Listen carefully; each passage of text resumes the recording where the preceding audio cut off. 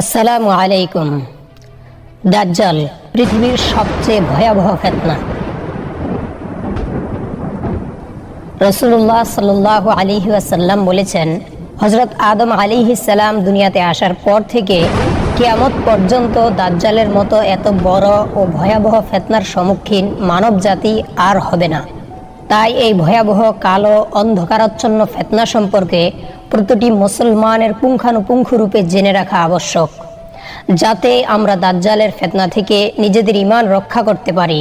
আমাদের জানা আবশ্যক, দাজ্জালের জন্ম হলো কিভাবে, তার পিতা মাতার পরিচয় কি, কিভাবে আমরা দাজ্জালকে চিনব, তার আকৃতি প্রকৃতি ও বৈশিষ্ট্য কি, সে পৃথিবীতে কিয়ামতের আগে কি কি ফিতনা সৃষ্টি করবে, কিভাবে সে মানুষকে বিভ্রান্ত করবে, আর কিভাবে মুমিন ব্যক্তি দাজ্জালের ফিতনা থেকে নিজেকে রক্ষা করবে।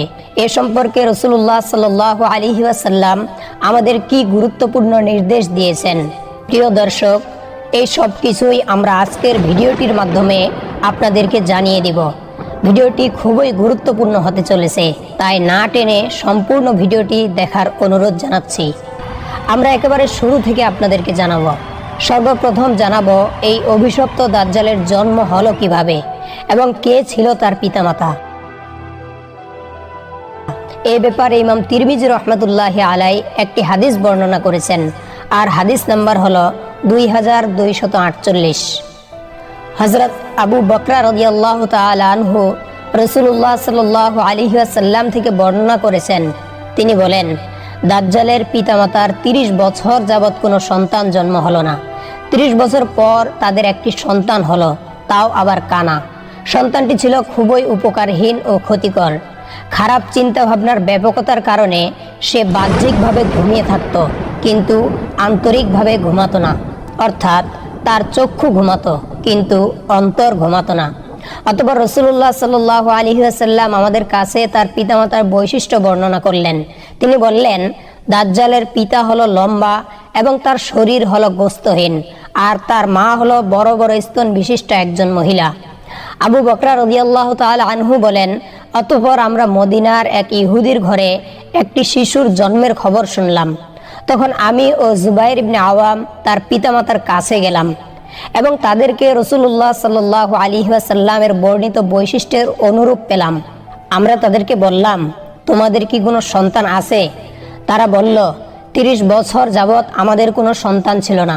তারপরে আমাদের একটি সন্তান হলো। সন্তানটি কানা ও উপকারহীন, তার চক্ষু ঘুমায় কিন্তু অন্তর ঘুমায় না। আবু বকরা বলেন, অতঃপর আমরা তার পিতামাতার কাছ থেকে বের হয়ে দেখতে পেলাম সে রৌদ্রের নিচে একটি কাপড় মুড়ি দিয়ে শুয়ে রয়েছে আর বিড়বিড় করে কি যেন বলছে। অতঃপর সে তার চেহারা থেকে কাপড় সরিয়ে বলল, তোমরা কি বলছো? আমরা বললাম, তুমি কি আমাদের কথা শুনতে পেয়েছো? সে বলল, হ্যাঁ, শুনতে পেয়েছি। তোমরা আমার ব্যাপারে বলছো আমার চক্ষু ঘুমায় কিন্তু অন্তর ঘুমায় না। প্রিয় দর্শক, দাজ্জালের জন্মের ব্যাপারে তো আমরা জেনেই গেলাম। এখন আমাদের মনে অবশ্যই কৌতূহল জাগবে, তাহলে দাজ্জাল এখন আছে কোথায়? পৃথিবীর কোন সেই জায়গা যেখানে দাজ্জাল বর্তমানে অবস্থান করছে? এই বিষয়টাও এবার আমরা রাসূলুল্লাহ সাল্লাল্লাহু আলাইহি ওয়াসাল্লামের হাদিস থেকে আপনাদেরকে জানিয়ে দিব। হাদিসটি বর্ণিত আছে সহিহ মুসলিম শরীফে, আর হাদিস নাম্বার হলো 2942। হযরত ফাতেমা বিনতে কায়েস রাদিয়াল্লাহু তাআলা আনহা বলেন, আমি রাসূলুল্লাহ সাল্লাল্লাহু আলাইহি ওয়াসাল্লামের ঘোষককে এই ঘোষণা দিতে শুনতে পেলাম, আস-সালাতু জামিআ, অর্থাৎ নামাজের জন্য উপস্থিত হয়ে যাও। সুতরাং আমি মসজিদে চলে গেলাম এবং রাসূলুল্লাহ সাল্লাল্লাহু আলাইহি ওয়াসাল্লামের সঙ্গে নামাজ আদায় করলাম। নামাজ শেষ করে তিনি মিম্বরে উপবিষ্ট হলেন এবং মৃদু হেসে বললেন, প্রত্যেক ব্যক্তি নিজ নিজ নামাজের স্থানে বসে থাকো। অতঃপর বললেন, তোমরা কি জানো আমি তোমাদেরকে কেন একত্রিত করেছি?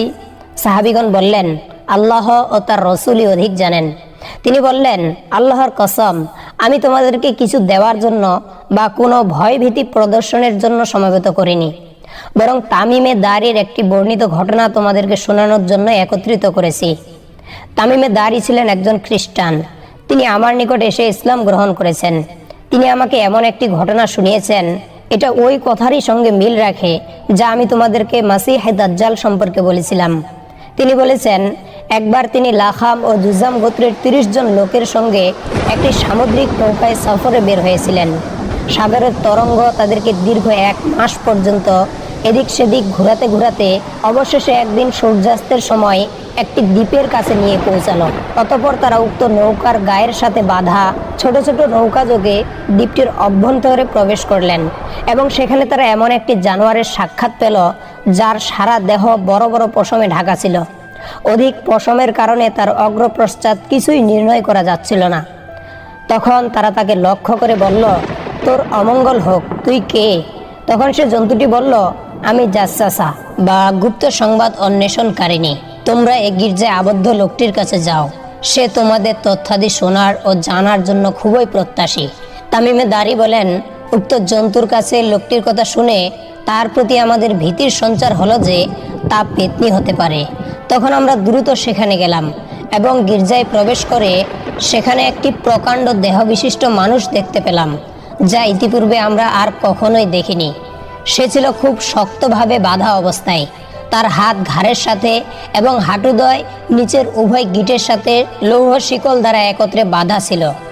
আমরা তাকে বললাম, তোর অমঙ্গল হোক, তুই কে?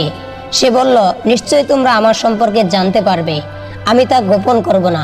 তবে তোমরা আমাকে প্রথমে বলো দেখি, তোমরা কে? তারা বললেন, আমরা আরবের লোক।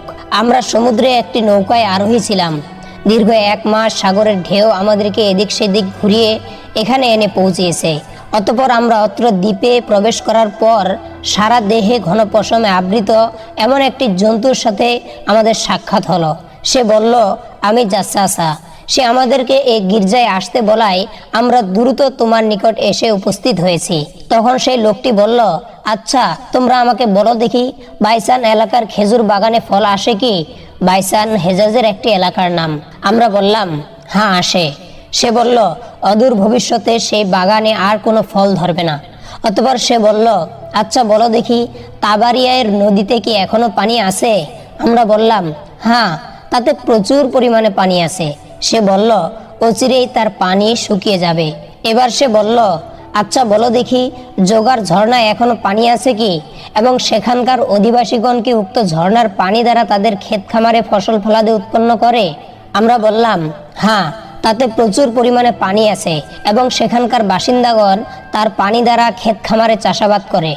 অতঃপর সে জিজ্ঞাসা করলো, আচ্ছা বলো দেখি, উম্মিদের নবীর সংবাদ কি? আমরা বললাম, তিনি মক্কা হতে হিজরত করে বর্তমানে মদিনায় অবস্থান করছেন। সে জিজ্ঞাসা করলো, বলো দেখি, আরবরা কি তার সাথে লড়াই করেছিল? আমরা বললাম, হ্যাঁ করেছে। সে জিজ্ঞাসা করলো, সেই নবী তাদের সাথে কি আচরণ করেছেন?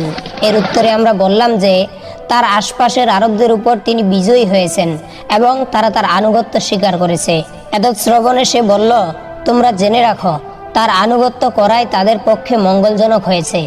আচ্ছা, এবার আমি আমার অবস্থা সম্পর্কে বর্ণনা করছি। আমি মাসিহে দাজ্জাল। অদূর ভবিষ্যতে আমাকে বের হওয়ার অনুমতি প্রদান করা হবে। আমি বের হয়ে জমিনে বিচরণ করব।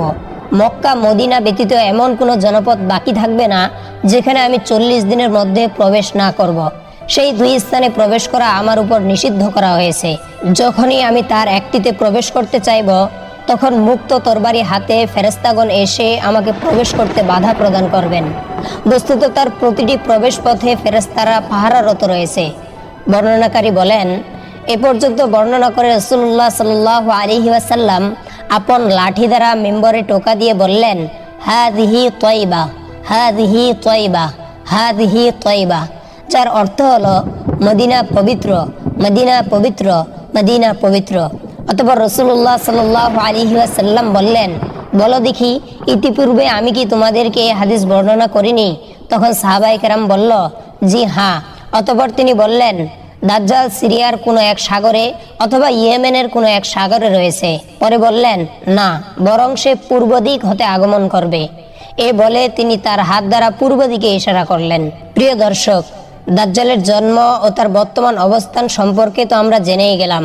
এবার আমরা জানব রাসূলুল্লাহ সাল্লাল্লাহু আলাইহি ওয়াসাল্লাম তাকে চিনার কি কি আলামত আমাদেরকে বলে দিয়েছেন, যেই আলামতগুলোর মাধ্যমে মুমিন ব্যক্তি কানা দাজ্জালকে চিনতে পারবে।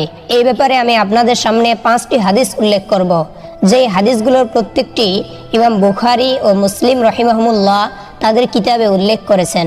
হযরত ইমরান ইবনে হুসাইন রাদিয়াল্লাহু তাআলা আনহু বলেন, আমি রাসূলুল্লাহ সাল্লাল্লাহু আলাইহি ওয়াসাল্লামকে বলতে শুনেছি, হযরত আদম আলাইহিস সালামের সৃষ্টি হতে কিয়ামত কায়েম হওয়া পর্যন্ত দাজ্জালের ফিতনা অপেক্ষা কোনো বড় ফিতনা আর পৃথিবীতে নেই।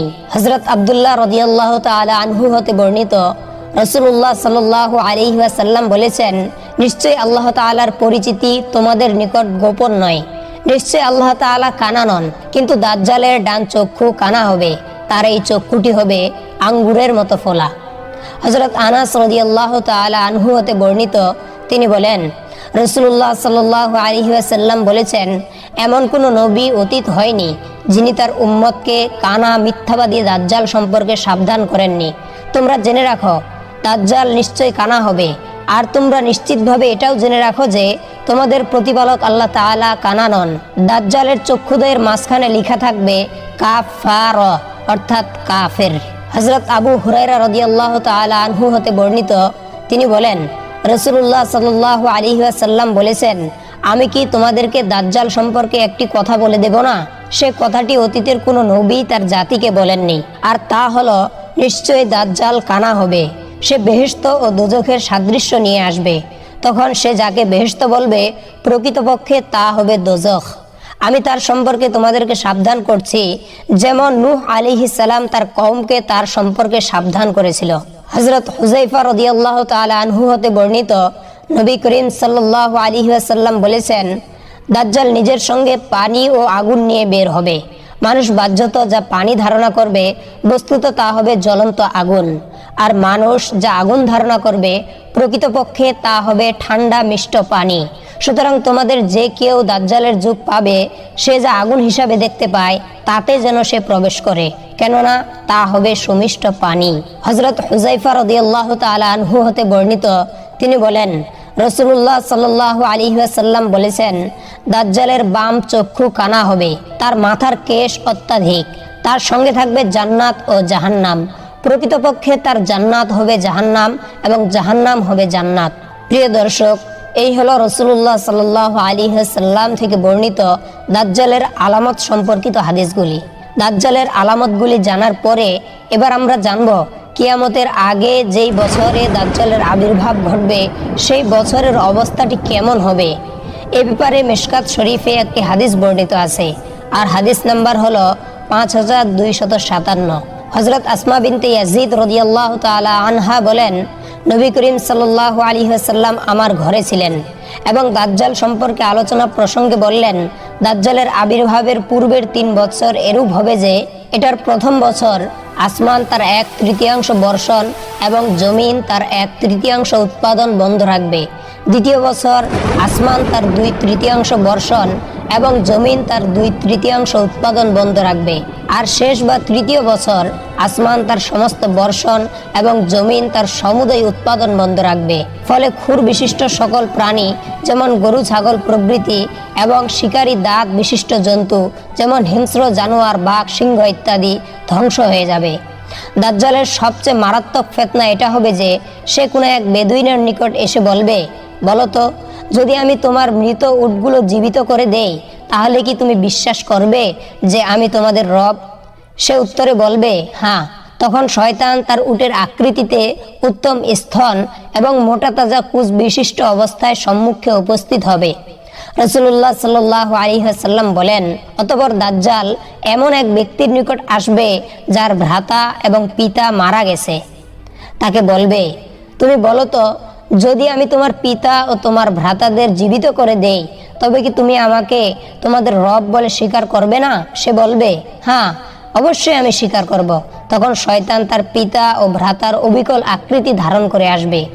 হযরত আসমা রাদিয়াল্লাহু তাআলা আনহা বলেন, এই পর্যন্ত আলোচনা করে রাসূলুল্লাহ সাল্লাল্লাহু আলাইহি ওয়াসাল্লাম নিজের কোনো প্রয়োজনে বাইরে গেলেন এবং পরে ফিরে আসলেন। এদিকে দাজ্জালের এই সমস্ত তাণ্ডবের কথা শুনে উপস্থিত লোকেরা ভীষণ দুশ্চিন্তায় পতিত হলো। হযরত আসমা রাদিয়াল্লাহু তাআলা আনহা বলেন, তখন রাসূলুল্লাহ সাল্লাল্লাহু আলাইহি ওয়াসাল্লাম দরজার উভয় বাজুতে হাত রেখে বললেন, হে আসমা, কি হয়েছে?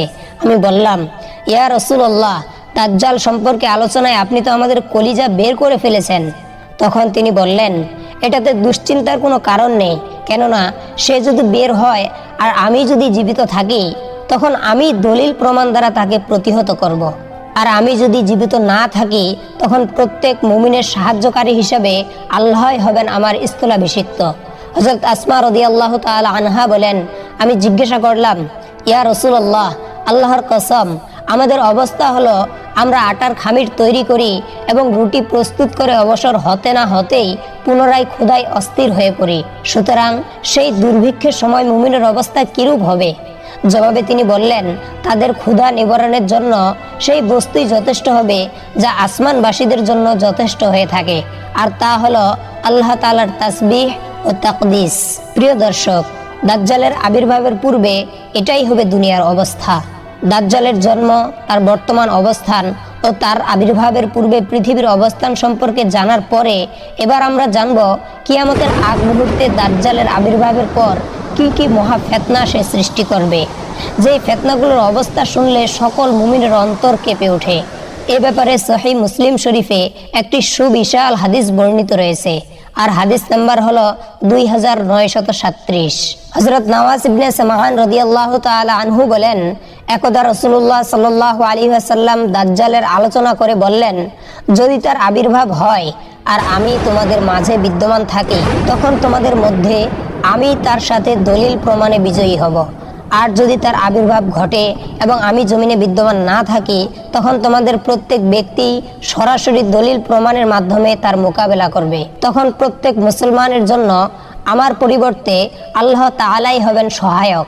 দাজ্জাল হবে একজন যুবক, তার মাথার চুলগুলো হবে কোঁকড়ানো এবং সে হবে ফোলা চক্ষু বিশিষ্ট। আমি তাকে ইহুদি আব্দুল উজ্জা ইবনে কাতানের সাথে তুলনা করতে পারি। সুতরাং যে কেউ তাকে পাবে, সেজন্য তার সম্মুখে সূরা কাহাফের শুরুর আয়াতগুলো পাঠ করে। অপর এক বর্ণনায় আছে যে সেজন্য তার সম্মুখে সূরা কাহাফের প্রথমাংশ হতে পাঠ করে, কেননা এই আয়াতগুলো তোমাদেরকে দাজ্জালের ফিতনা হতে নিরাপদ রাখবে। সে সিরিয়া ও ইরাকের মধ্যবর্তী রাস্তা দিয়ে বের হবে এবং তার চলার পথে ডানে ও বামের অঞ্চল সমূহে ধ্বংসাত্মক ফিতনা ফাসাদ সৃষ্টি করবে। হে আল্লাহর বান্দা সকল, তোমরা ঈমান ও আকীদায় দ্বীনের উপর অটল থাকবে। আমরা জিজ্ঞাসা করলাম, ইয়া রাসূলুল্লাহ, সে কতদিন জমিনে অবস্থান করবে? তিনি বললেন, 40 দিন। তবে তখনকার প্রথম দিনটি হবে 1 বছরের সমান, এবং দ্বিতীয় দিনটি হবে 1 মাসের সমান, তৃতীয় দিনটি হবে 1 সপ্তাহের সমান, এবং অন্যান্য দিনগুলি হবে তোমাদের স্বাভাবিক দিনগুলির ন্যায়। আমরা জিজ্ঞাসা করলাম, ইয়া রাসূলুল্লাহ, আচ্ছা বলুন তো, সেই একদিন যা 1 বছরের সমান হবে, সে দিবসে কি আমাদের পক্ষে একদিনের নামাজই যথেষ্ট হবে? তিনি বললেন, না, বরং সে দিবসে একদিন পরিমাণ হিসেব করে নামাজ আদায় করতে হবে। আমরা জিজ্ঞাসা করলাম, ইয়া রাসূলুল্লাহ, জমিনে তার চলার গতি কি পরিমাণ দ্রুত হবে? তিনি বললেন, সেই মেঘের ন্যায় যাকে প্রবল বায়ু ধাওয়া করে নিয়ে যাচ্ছে। অতঃপর সে কোনো এক সম্প্রদায়ের নিকট আসবে এবং তাদেরকে তার অনুসরণের জন্য আহ্বান করবে। অতএব লোকেরা তার প্রতি ঈমান আনবে। তখন সে আকাশকে নির্দেশ করবে, ফলে আকাশ বৃষ্টি বর্ষণ করবে। জমিনকে নির্দেশ করবে, ফলে জমিন ঘাস ফসল ফলাদি উৎপন্ন করবে। লোকেদের গবাদি পশুগুলো চারণভূমি হতে সন্ধ্যায় যখন ফিরে আসবে, তখন উচ্চ কুঁজ বিশিষ্ট এবং দুধে স্তন ভর্তি অবস্থায় কোমর টেনে ফিরবে।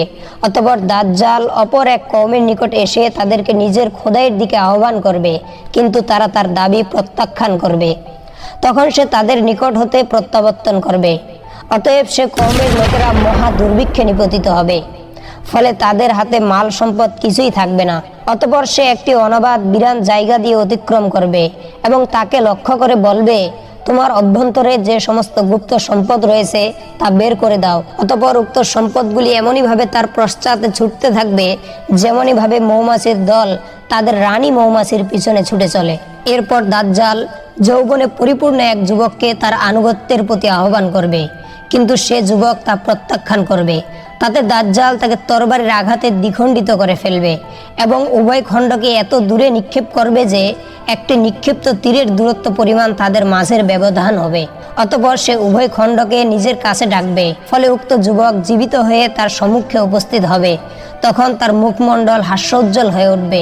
যখন সে এই সমস্ত কাণ্ডে লিপ্ত, ঠিক এমনই সময় আল্লাহ তাআলা হঠাৎ হযরত ঈসা ইবনে মারিয়াম রাদিয়াল্লাহু তাআলা আনহুকে আকাশ হতে প্রেরণ করবেন এবং তিনি দামেস্কের পূর্ব প্রান্তে শ্বেত মিনারা হতে হলুদ বর্ণের দুটি কাপড় পরিহিত অবস্থায় দুজন ফেরেশতার পাখায় হাত রেখে অবতরণ করবেন। তিনি যখন মাথা নিচু করবেন তখন ফোঁটা ফোঁটা ঘাম ঝরবে, আর যখন মাথা উঁচু করবেন তখন তা হতে স্বচ্ছ মুক্তার ন্যায় পানি ঝরতে থাকবে। যে কোনো কাফেরকে তার শ্বাস প্রশ্বাস স্পর্শ করলেই সেই কাফের তৎক্ষণাৎ মৃত্যুবরণ করবে, আর তার শ্বাস প্রশ্বাসের বায়ু তার দৃষ্টির শেষ সীমা পর্যন্ত পৌঁছে যাবে। এ অবস্থায় তিনি দাজ্জালকে খোঁজ করতে শুরু করবেন।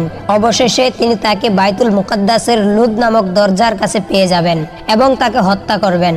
অতঃপর এমন একটি সম্প্রদায় হযরত ঈসা আলাইহিস সালামের নিকট আসবে যাদেরকে আল্লাহ তাআলা দাজ্জালের ফিতনা হতে নিরাপদ রেখেছিলেন। তখন তিনি তাদের মুখমণ্ডলে হাত ফিরাবেন এবং জান্নাতে তাদের জন্য কি পরিমাণ বুলন্দ মর্তবা রয়েছে সেই সুসংবাদও প্রদান করবেন। এদিকে তিনি এই সমস্ত কাজে লিপ্ত থাকতেই আল্লাহ তাআলা হযরত ঈসা আলাইহিস সালামের নিকট এ সংবাদ পাঠাবেন যে আমি আমার এমন কিছু সংখ্যক বান্দা সৃষ্টি করেছি যাদের সাথে মোকাবেলা করার শক্তি এই পৃথিবীর মানুষের নেই। অতএব তুমি আমার বান্দাদেরকে তুর পর্বত নিয়ে হেফাজত করো। তখন আল্লাহ তাআলা ইয়াজুজ মাজুজকে পাঠাবেন। প্রিয় দর্শক, এরপরে ইয়াজুজ মাজুজের অবস্থাগুলি আমরা নতুন আরও একটি ভিডিওতে বর্ণনা করব। আমরা সেই ভিডিওতে আপনাদেরকে জানিয়ে দিব ইয়াজুজ মাজুজ এই পৃথিবীতে এসে কি কি ফিতনা সৃষ্টি করবেন এবং তাদের অবস্থা কি হবে। এই পর্যায়ে মুসলিম শরীফের আরও একটি হাদিস আমরা বর্ণনা করে দিচ্ছি। হযরত আবু সাঈদ খুদরি রাদিয়াল্লাহু তাআলা আনহু বলেন, রাসূলুল্লাহ সাল্লাল্লাহু আলাইহি ওয়াসাল্লাম বলেছেন, এক সময় দাজ্জালের আবির্ভাব ঘটবে এবং একজন মর্দে মুসলিম তার সম্মুখে যাওয়ার জন্য রওনা হবে। তখন দাজ্জালের বাহিনীর সাথে তার সাক্ষাৎ ঘটবে। তারা তাকে জিজ্ঞাসা করবে, তুমি কোথায় যেতে ইচ্ছা করছো? সে বলবে, ওই ব্যক্তির নিকট যেতে চায় যে বের হয়েছে। রাসূলুল্লাহ সাল্লাল্লাহু আলাইহি ওয়াসাল্লাম বলেন, তখন তারা লোকটিকে বলবে, তুমি কি আমাদের রব দাজ্জালের প্রতি ঈমান স্থাপন করনি? তখন সেই যুবক বলবে, আমাদের প্রকৃত রব তো অজানা নন। তখন তারা বলবে, এই লোকটিকে কতল করে ফেলো। তখন দাজ্জালের সৈন্যরা পরস্পরে বলবে যে তোমাদের রব দাজ্জাল কি তোমাদেরকে এই বলে নিষেধ করেনি যে তার সম্মুখে উপস্থিত না করা পর্যন্ত কোনো ব্যক্তিকে হত্যা করা যাবে না? তখন তারা লোকটিকে দাজ্জালের নিকট নিয়ে আসবে। যখন সে মর্দে মুমিন দাজ্জালকে দেখবে তখনই সে লোকদেরকে উদ্দেশ্য করে বলবে, হে লোক সকল, এই তো সেই দাজ্জাল যার সম্পর্কে রাসূলুল্লাহ সাল্লাল্লাহু আলাইহি ওয়াসাল্লাম বলেছিলেন। রাসূলুল্লাহ সাল্লাল্লাহু আলাইহি ওয়াসাল্লাম বলেন, একথা শুনে দাজ্জাল ওই লোকটিকে কঠোরতম সাজা দেওয়ার নির্দেশ প্রদান করবে এবং বলবে, একে শক্ত করে বাঁধো এবং তার মাথায় জোরে আঘাত করো। তখন লোকটিকে এমন প্রহার করা হবে যে তার পিঠ ও পেট চ্যাপ্টা হয়ে যাবে। রাসূলুল্লাহ সাল্লাল্লাহু আলাইহি ওয়াসাল্লাম বলেন, তখন দাজ্জাল বলে, তুমি কি এখনো আমার প্রতি ঈমান আনবে না? জবাবে লোকটি বলবে, তুমি তো মিথ্যাবাদী মসিহ দাজ্জাল। এবার দাজ্জাল লোকটিকে করাত দ্বারা চিরে ফেলার নির্দেশ দিবে। তখন সে মর্দে মুমিনের মাথা হতে চিরা হবে, এমনকি তার পদদ্বয় পর্যন্ত দ্বিখণ্ডিত করা হবে। অতঃপর দাজ্জাল সেই খণ্ড দুটির মাঝখান দিয়ে হেঁটে যাবে এবং সে উক্ত খণ্ড দুটিকে বলবে, তুমি দাঁড়িয়ে যাও। এবার লোকটি জীবিত হয়ে সোজাভাবে দণ্ডায়মান হবে। এরপর দাজ্জাল সেই মর্দে মুমিনকে বলবে, এখন কি তুমি আমার প্রতি ঈমান আনবে? উত্তরে সে মর্দে মুমিন বলবে, এখন তো আমার বিশ্বাসের দৃঢ়তা আরো বৃদ্ধি পেয়েছে। রাসূলুল্লাহ সাল্লাল্লাহু আলাইহি ওয়াসাল্লাম বলেন, অতঃপর সে মর্দে মুমিন লোকদেরকে সম্বোধন করে বলবে, হে লোক সকল, তোমরা জেনে রাখো, এই দাজ্জাল এ যাবৎ তোমাদের সাথে যা কিছু করেছে আমার পরে আর কোনো মানুষের সাথে তা করতে সক্ষম হবে না। রাসূলুল্লাহ সাল্লাল্লাহু আলাইহি ওয়াসাল্লাম বলেন, এবার দাজ্জাল তাকে পুনরায় জবাই করতে উদ্যত হবে, কিন্তু লোকটির গর্দান ও সিনার মধ্যবর্তী স্থান তামায় পরিণত করে দেওয়া হবে, ফলে সে তাকে হত্যা করতে সক্ষম হবে না। রাসূলুল্লাহ সাল্লাল্লাহু আলাইহি ওয়াসাল্লাম বলেন, এবার দাজ্জাল তার হাত পা বেঁধে ফেলবে এবং তাকে অগ্নির মধ্যে নিক্ষেপ করবে। উপস্থিত লোকেরা ধারণা করবে যে দাজ্জাল তাকে আগুনের মধ্যে নিক্ষেপ করেছে, অথচ প্রকৃতপক্ষে তাকে জান্নাতের মধ্যে নিক্ষেপ করা হয়েছে। অতঃপর রাসূলুল্লাহ সাল্লাল্লাহু আলাইহি ওয়াসাল্লাম বলেন, এই মর্দে মুমিনই হবে আল্লাহ রাব্বুল আলামিনের নিকট সর্বাপেক্ষা বড় শহীদ ব্যক্তি। প্রিয় দর্শক, এই ছিল মসিহ দাজ্জালের ভয়াবহ ফিতনা সম্পর্কে রাসূলুল্লাহ সাল্লাল্লাহু আলাইহি ওয়াসাল্লাম থেকে বর্ণিত হাদিস। আমরা সব হাদিসগুলি আপনাদের সামনে উপস্থাপন করেছি। আল্লাহ রাব্বুল আলামিন আমাদেরকে এই সকল হাদিসের উপর আমল করে দাজ্জালের এই ভয়াবহ ফিতনা থেকে হেফাজত করুন। আমিন।